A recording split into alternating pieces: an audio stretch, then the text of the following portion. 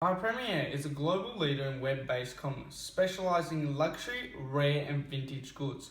Recently, the company has suffered security attacks on the government's electric grid aimed at iPremier's internal control system.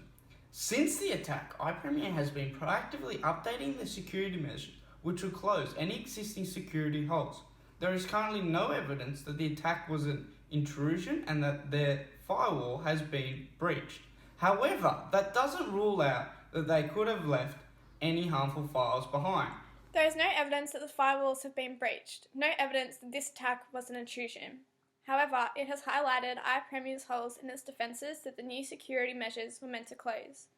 I believe it will be most beneficial for iPremier to eliminate the denial of service attacks by building a new production site out of newly purchased machines while continuing to operate. A slight disadvantage would be the fact that this option would take about 2 weeks and the firm would have to purchase extra machines, making it costly. Ultimately though, this would be worth it, because customer satisfaction would not be comprised with business able to continue as usual.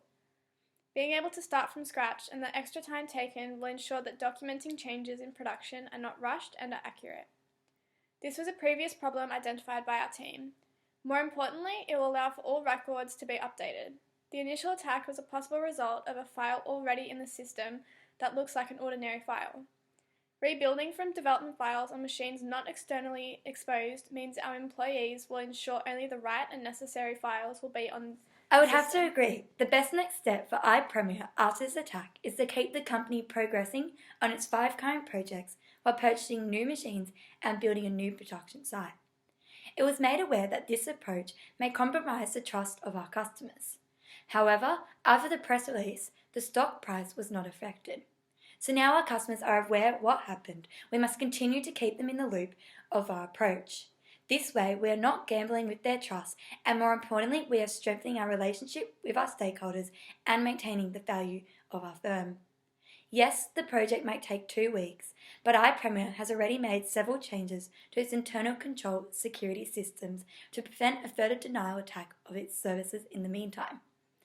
This shows our customers we have taken the initiative to act as an industry leader and make aggressive changes, ensuring the interests of stakeholders are protected. Andrew and I, on the other hand, rather iPremier's management not to take any risk with their business and customers by immediately shutting down their production systems and rebuilding the machines. It is unethical to put customers' sensitive information at risk, even if there is currently no evidence of an intrusion, as it would be hard to find a hidden harmful file in a large system without accurate records anyway. With the recent denial of service attack iPremier underwent, they are in no position to take any further security risk with their systems. The DOS attack was during the night and did not greatly cause any inconvenience for customers. So currently their stock price has not been affected and they hold their customers and stakeholders' trust still. Waiting any longer or ignoring the security risk at hand may result in another breach, even a data leak, which this time would definitely have a negative impact on the business. This approach will have a system downtime of 3 days maximum. iPremier should, as soon as possible, notify staff and the general public of the downtime and maintenance that will be occurring.